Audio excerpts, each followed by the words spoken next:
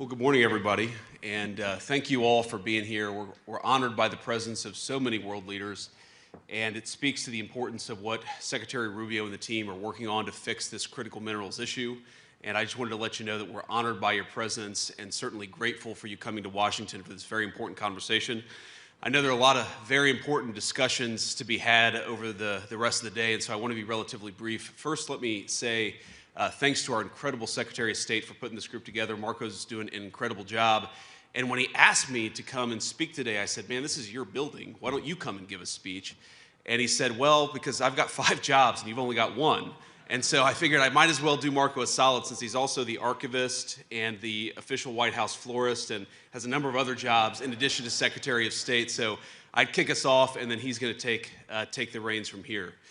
But let me just say a few things about what we're doing and why this matters. So I remember after our very wildly successful military operation in Venezuela, the President of the United States was talking with me and Marco and some of the other senior members of the cabinet.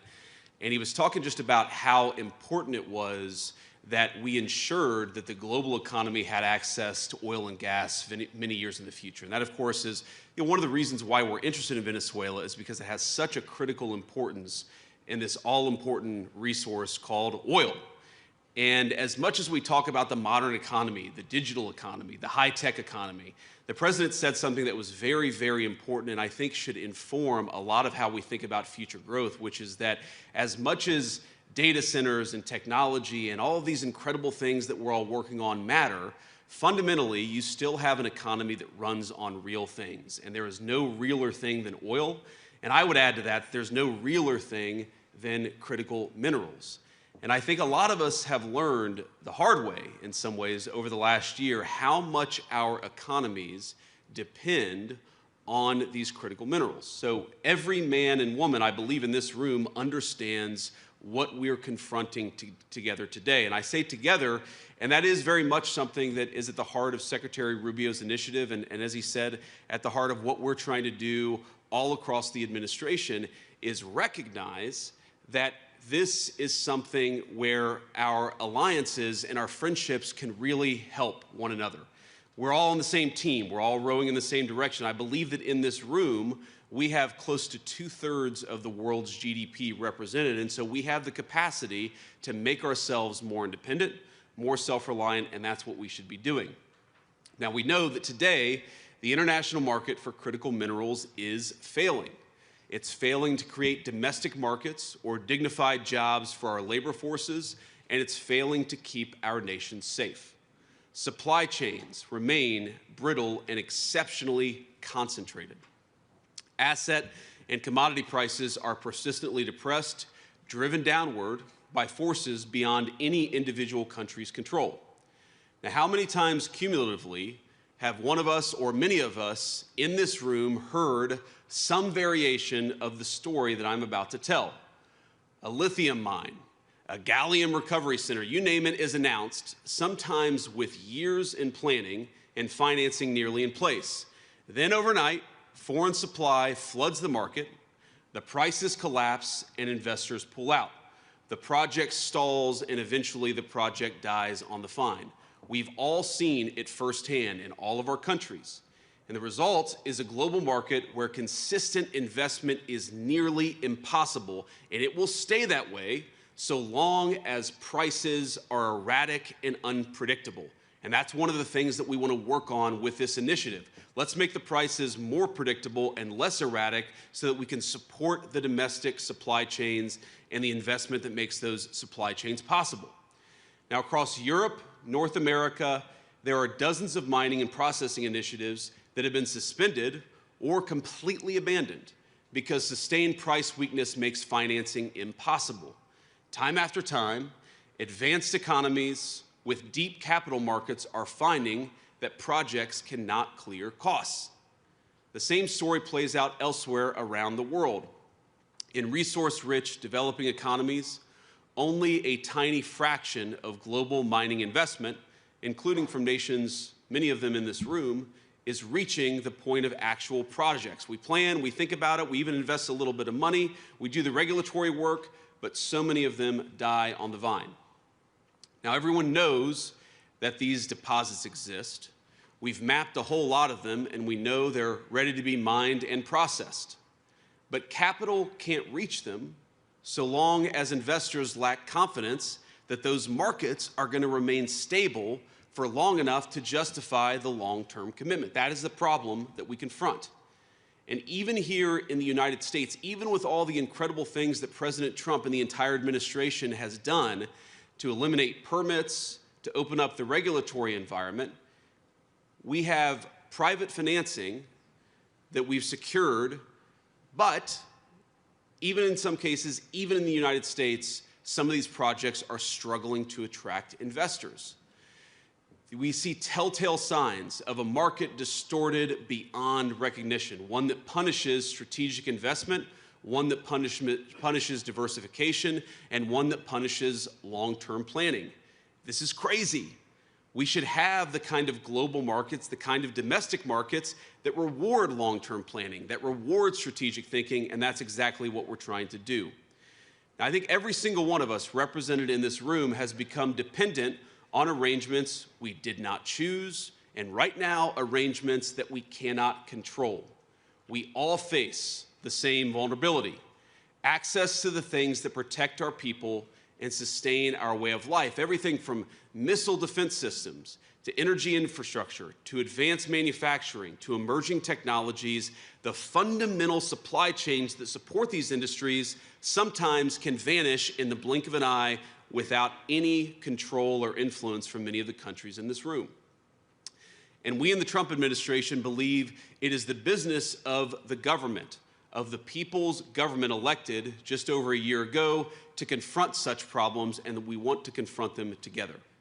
And I think that you're all here, at least I hope you're all here, because you all feel the exact same way.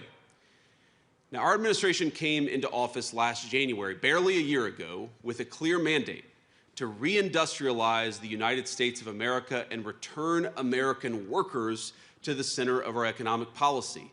And that is what we are doing. And I want to tell you just a little story about one of the very first meetings I had with our Secretary of Commerce and the Secretary of the Treasury, two great people, two great business leaders. And I remember saying, look, we have our views of the Biden administration. We're not particularly fans, as you may have guessed. But setting that to the side, surely the Biden administration put together a list of the critical industries, the critical technologies, the critical manufacturing facilities that are supported by these rare earth minerals, these critical minerals. We may think it's bad work. We may think the people who put it together weren't particularly wise, but surely that gives us some foundation to build on. And I was shocked when our Secretary of the Commerce and Secretary of the Treasury came back to me and said, actually, we have never done this. In the last 4 years, the Biden administration never sat down and tried to understand what are the critical deficiencies in world supply chains. That's crazy. It's insane that we ever got to this point. But in just 1 year, the President of the United States has struck dozens of deals to fix that problem. Domestic and foreign producers are both included in this, and we're trying to ensure durable, end-to-end supply chains for our country, but also for many of our friends. We've mobilized public financing tools at an unprecedented scale, providing up to $100 billion in lending authority for critical minerals to the Office of Strategic Capital. Marco's now a venture capitalist too. He's got many jobs. We've overturned old orthodoxies and taken direct stakes in high-value mining and processing companies. The United States had not built a primary smelter in this country since 1980, before I was born, 4 years before I was born. In the last month alone, we have announced two, one of which is already fully funded. And on Monday, the Trump administration announced Project Vault, America's first ever domestic critical minerals stockpile. With these moves, we intend to build an ironclad network of new industrial supply chains to span the entire nation. We're going to create good-paying jobs, skilled jobs for the American labor force, and those people, those great workers, are going to be securing a new era of prosperity for American families, and I believe for many people all over the world.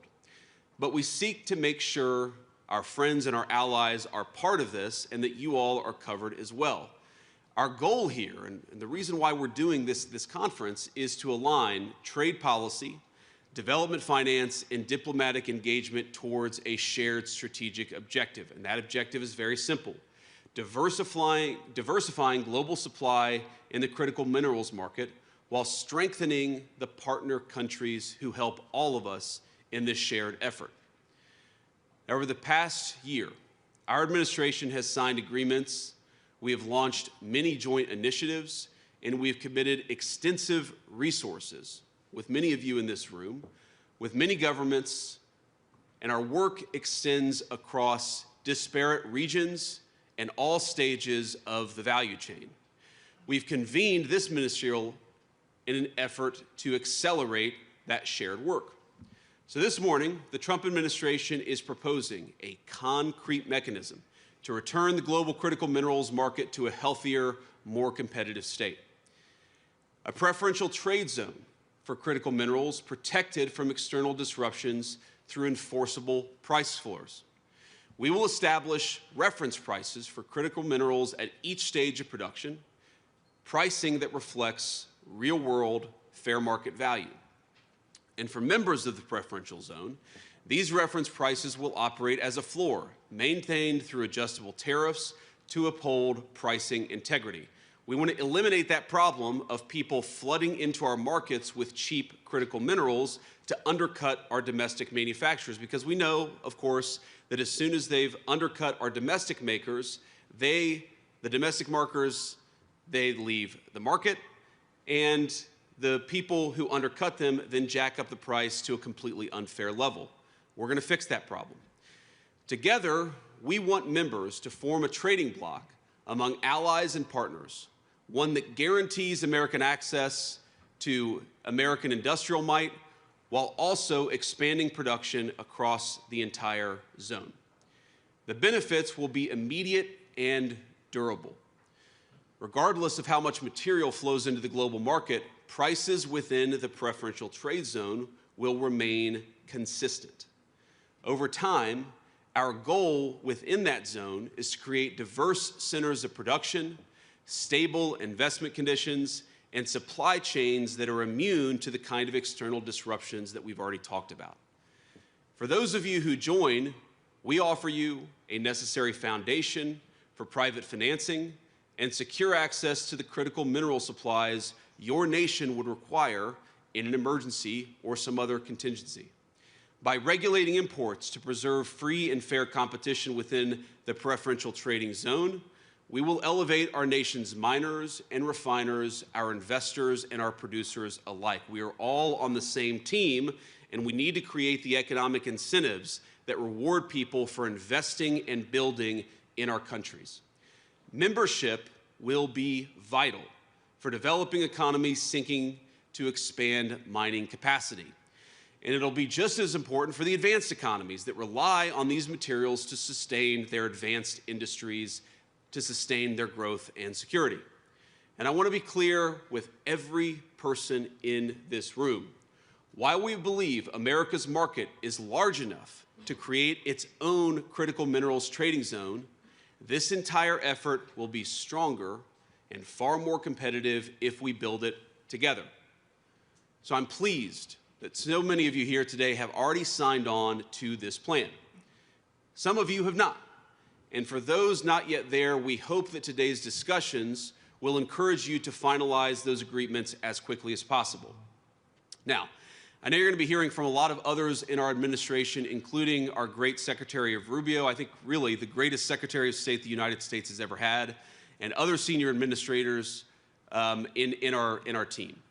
And I know that Ambassador Greer, our great trade representative, will present further specifics about what he'll be negotiating, what we're calling the Agreement on Trade and Critical Minerals. Knowing Jameson, I know it will be a very productive session, and I know it will be a very detailed session. As all of you who know Jameson well, he is a guy who gets into the details because he knows that that's where the substance of an agreement can really be made. So I want to close, but before I do, let me just reiterate.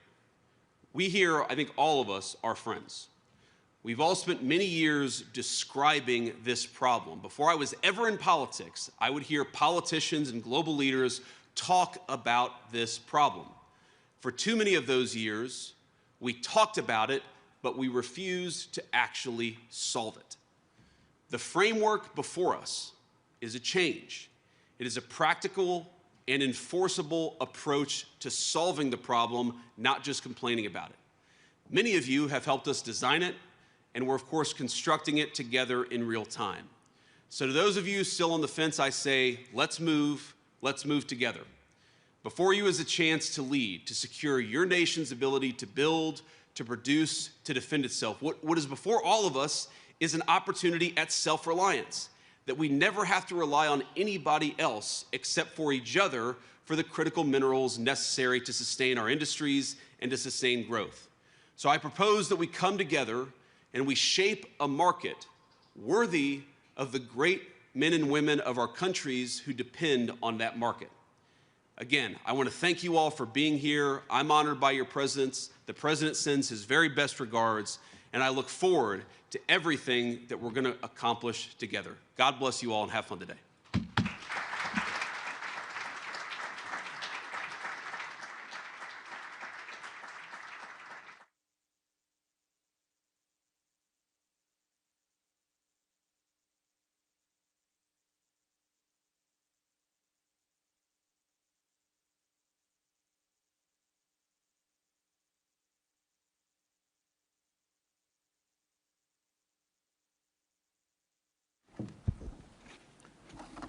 Thank you, Mr. Vice President. As you saw, I have to put my own sign here, too, so it's another job I have. I'm in charge of the signage. No, thank you all for joining us. I can tell you how honored we truly are that all of you would make the trip to be a part of this on such an important topic. And I want to thank the Vice President for coming this morning. I thought it was important you hear from him because it's a priority for this administration at the highest order, as it is, I know, a priority for many of our partners. And our hope is to use both this forum and our position here today to serve as a convener on what really is an international problem, an international situation or an international issue that needs multilateral international solutions. I don't need to explain to anybody here that critical minerals are vital to the devices that we use every single day. They power our infrastructure, our industry, and our national defense, which is something that's not talked about enough, but it's a key part of that. And so our goal is to have a global market that's secure, a global supply that's enduring and is available to everyone, every nation at an affordable price. That's a top priority for this administration. I want to talk briefly about our politics here domestically, or our policies here domestically, primarily to serve as an example or a reminder of what a priority we give this topic. President Trump, from day one in office, has made clear that economic security is national security. So we, for example, following in March, he issued an executive order to accelerate permitting reform, to increase domestic mining, and to build reliable supply chains, both at home and abroad. And we feel like all of you, our friends and our partners, stand to benefit from the secure supply chains that we want to be a big part of building. In October alone, the United States secured over $10 billion in critical mineral agreements across 5 countries. Our friends and partners stand to, in December, for example, we convened stakeholders from around the world at the Pax Silica Summit. And thank you, Jacob, for doing that. It's launching a partnership dedicated to building a resilient silicone supply chain capable of powering a new era of global prosperity. Pax Silica and artificial intelligence may be the future. Still, the future will never come to pass. None of these things are going to be possible unless we rebuild the factories and reopen the mines upon which these technologies depend. And I want to use a case in point from our own history to highlight this. The United States used to produce its own critical minerals and derivative products like rare earth magnets. Back in 1949, miners in Mountain Pass, California, discovered one of the world's richest mineral deposits. By 1952, the United States, we were mining rare earths there, and that discovery sparked a revolution. American scientists and engineers, alongside innovators from many of the countries that are here today, rushed to discover new applications for these minerals. And with these new technologies, ushered in the jet age. We ushered in the space age. We ushered in the computer age. And then we became blinded by the potential of the technologies those metals enabled, but we neglected their importance. Mining is less glamorous than building computers. It's less glamorous than building cars or airplanes. But building computers and cars and airplanes is less glamorous than designing them. As we embraced what was new and glamorous, we outsourced what seemed old and unfashionable. We allowed, for example, Mountain Pass, and with it most of America's critical mineral industry, to wither and to die so that we could focus on manufacturing. Then we outsourced the manufacturing. And I know this is a story I'm telling, but it's a story many of the advanced economies represented here today understand well. We outsourced the manufacturing so we could focus on designing these goods. And then one day we woke up and we realized we had outsourced our economic security and our very future. We were at the mercy of whoever controlled supply chains for these minerals. So my hope is that we are gathered here today as the first but important step to rectifying this mistake, to bring together our collective talent for innovation where our advantage over rivals is only grown, and to apply it to bringing back manufacturing and reopening mines here in the United States, but also in all the partner nations represented here today. I think it's interesting that about 50 years ago, actually in this very room, ministers from around the world joined then Secretary of State Henry Kissinger for the Washington Energy Conference. That meeting took place during a moment where global energy supplies were concentrated, where markets were distorted, and access to a single critical resource, at that time, of course, being oil, had become a tool of political pressure. That is the world 50 years ago. That meeting led directly to the creation of the International Energy Agency to coordinate among like-minded partners and secure access to energy commodities. And so today, we return 50 years later in the hopes of advancing a bilateral critical minerals framework agreement to the same end on that front. These frameworks are designed to create alternative sources of supply and to protect every single stage of production, from mining to refining and processing to manufacturing. All of these things, protecting them from non-market disruption. They will provide platforms for coordinating policies that ensure all of our citizens can enjoy abundant and affordable access to these critical minerals. And so we stand ready and intend to work with each country here today to find a specialized role that you can play. If you don't have minerals, you can help refine them.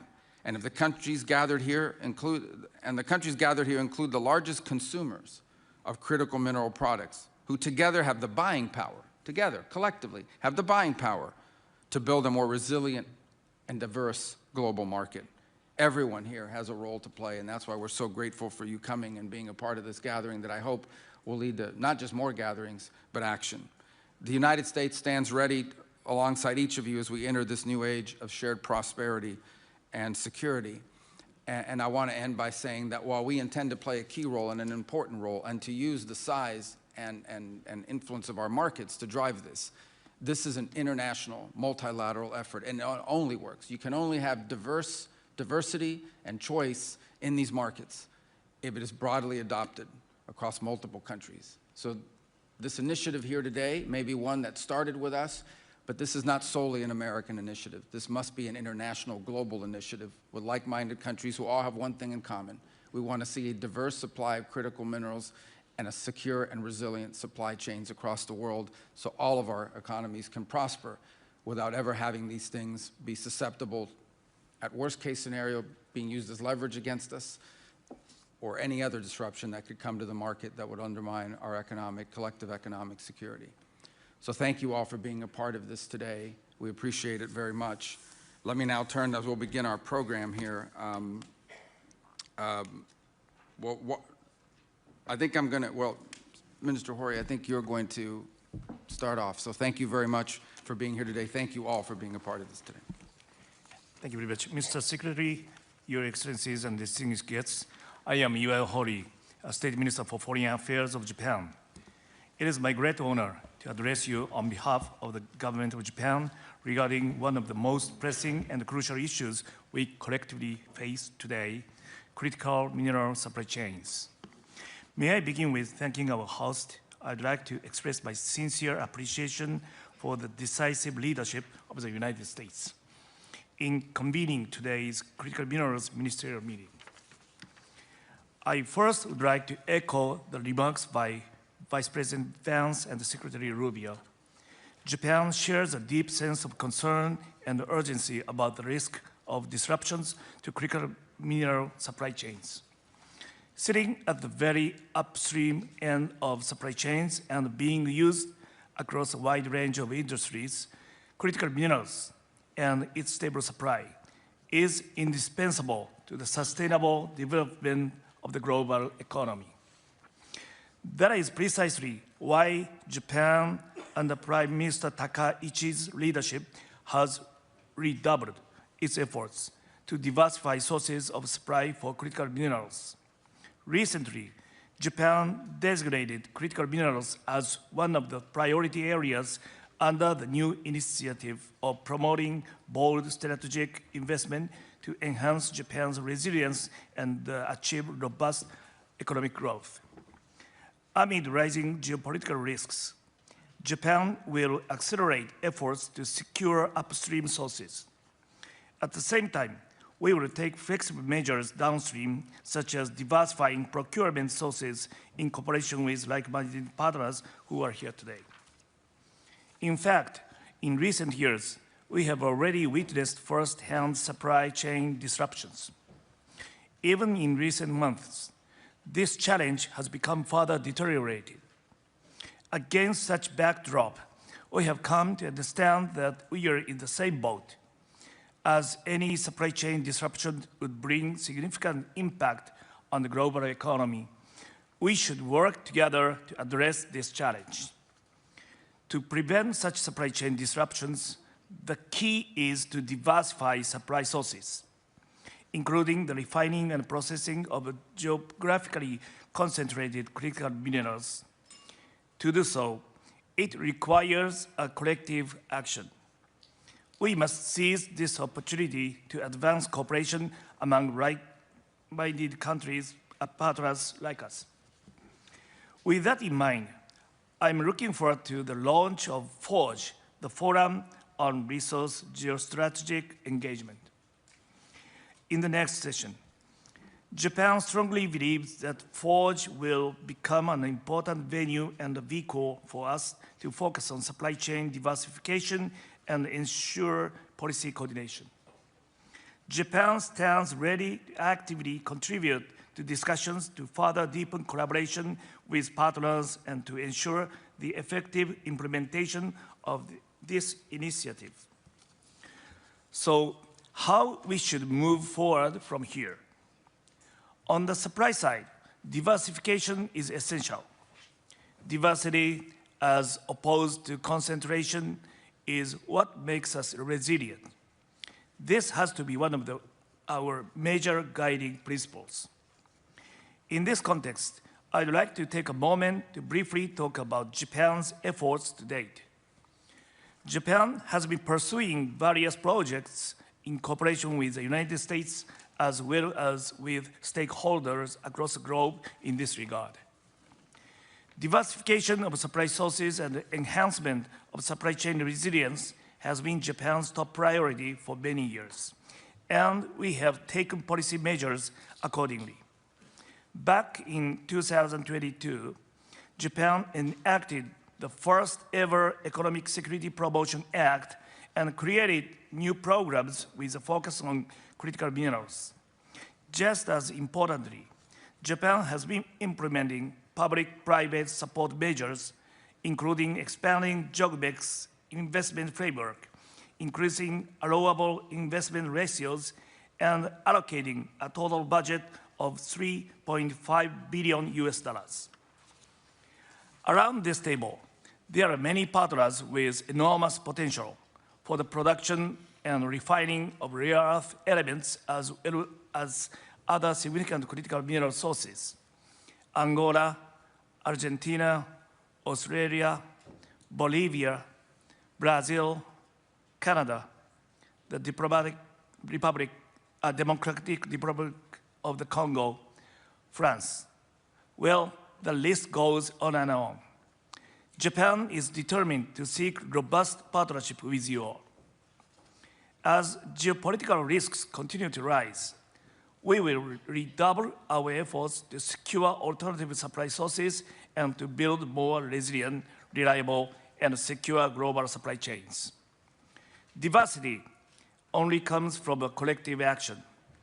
No single country can overcome fragility of critical mineral supply and over-dependence on specific countries on its own.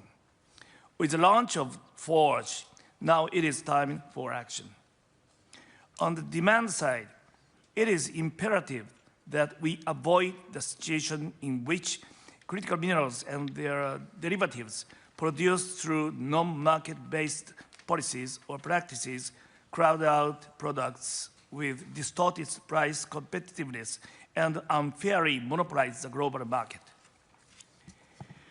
Japan will engage in discussions with like-minded countries,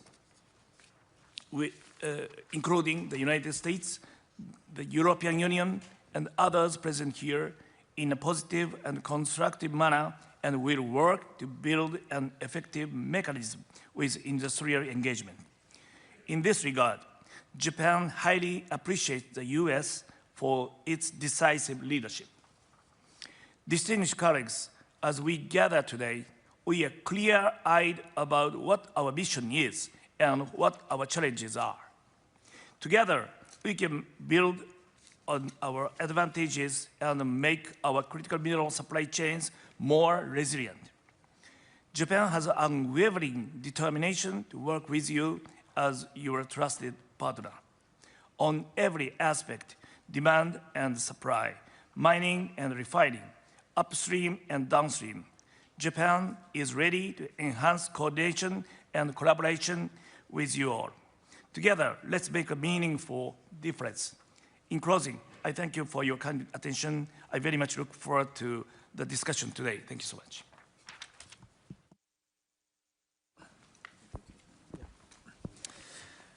Thank you, Minister Hori. It's a privilege to introduce David Copley, Special Assistant to the President and Senior Director for Global Supply Chains at the National Security Council.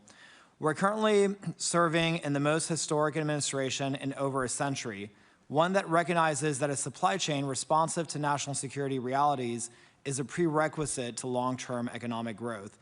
The decisions we make today about who we partner with are multi-decade decisions. We believe our partners will capture economic growth and value at all layers of the supply chain stack. The AI revolution we're living through is leading to record historic demand for everything, from copper to cobalt, nickel, zinc, aluminum, silicon, and virtually every element on the periodic table. We're also seeing surging demand for products downstream of the supply chain, including manufactured products like smartphone, chips, telecom infrastructure, industrial robots, machinery, and much more. My friends, the pie is rapidly expanding, and the United States accounts for 30% of global consumption. So we're taking steps to narrow the gap between what we produce and what we consume. But in order to merely keep a pace with global demand, in the US and abroad, we need to surge production capacity at home as well as in partner countries. David sits at the very center of this mission. His work is foundational to the strategic resilience of our country. He is tasked with the monumental challenge of de-risking our critical mineral dependencies, ensuring that the United States and our allies remain unassailable in the face of systemic competition. David brings a level of rigor and foresight that is essential for our department's mission and for the country at large. Please join me in welcoming David Copley. Thank you, Jacob. Thank you, Jacob, for that. And thank you all for being here today. Thank you to the Vice President for his remarks and for his leadership. Thank you, Secretary Rubio, for hosting. And thank you to President Trump for his visionary and forward-leaning leadership on the critical minerals issue. The President understands the need to secure the foundational elements of the modern economy, and he has prioritized this issue as a matter of national security and economic prosperity. I'm going to speak with you all today to provide an overview about what we're doing in the United States to fix the critical minerals problem. We know this is an issue that will require a global solution and teamwork. Of the 57 minerals on our critical minerals list, over a dozen aren't even mined in the United States. So this is truly a global challenge. In the United States, for a number of decades, we've neglected our mining sector and frankly been happy to outsource mining activities to others around the world. We've had some of the worst mine development timelines in the world in the United States. 29 years to build an average mine because our permitting framework and our litigation framework have been so onerous. Mining in the United States has been perceived as a dirty, old world industry, so we haven't had enough young people choosing mining as a career. And we only graduate something like 200 to 250 mining engineers annually.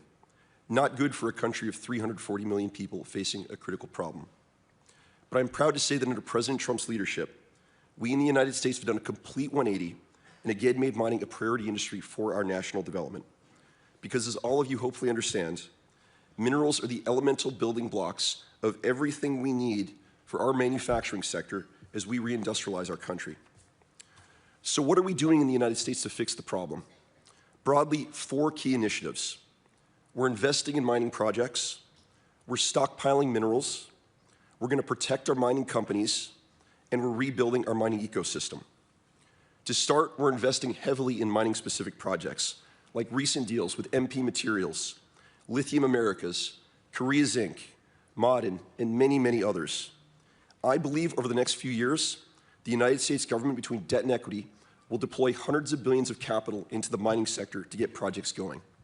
We are quite frankly doing things the American government has never done before, like equity investing, so we can get deals to pencil quickly and move forward. We've created public-private minerals investment funds, like our Critical Minerals Consortium with Orion Resources and another partnership with TechMet. Investment is an area of great potential for collaboration with your governments as we look to jointly develop mining projects with partners around the world. Second, we've begun stockpiling minerals.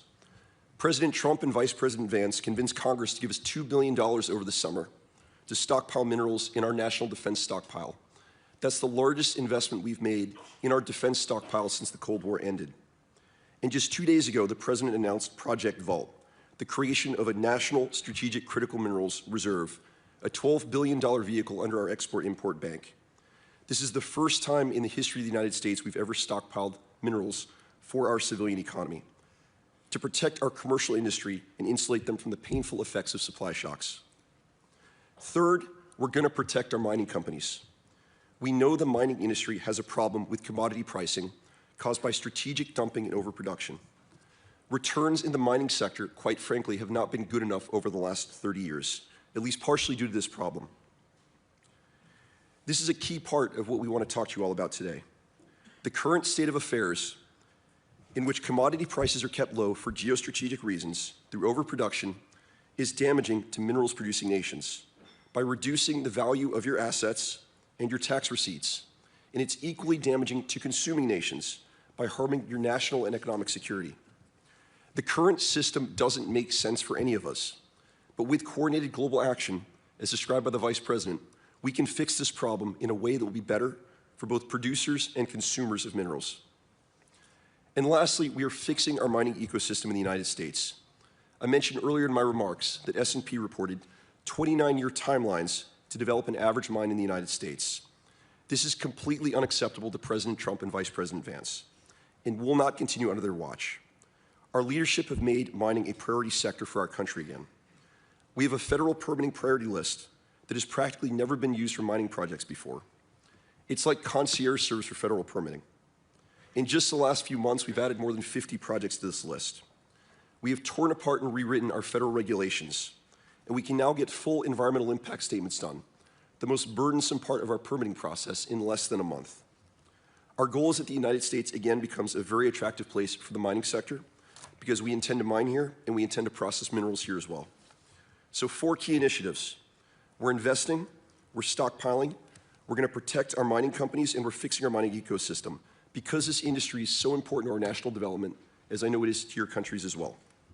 But most importantly, under President Trump's leadership, we are no longer standing around admiring the problem.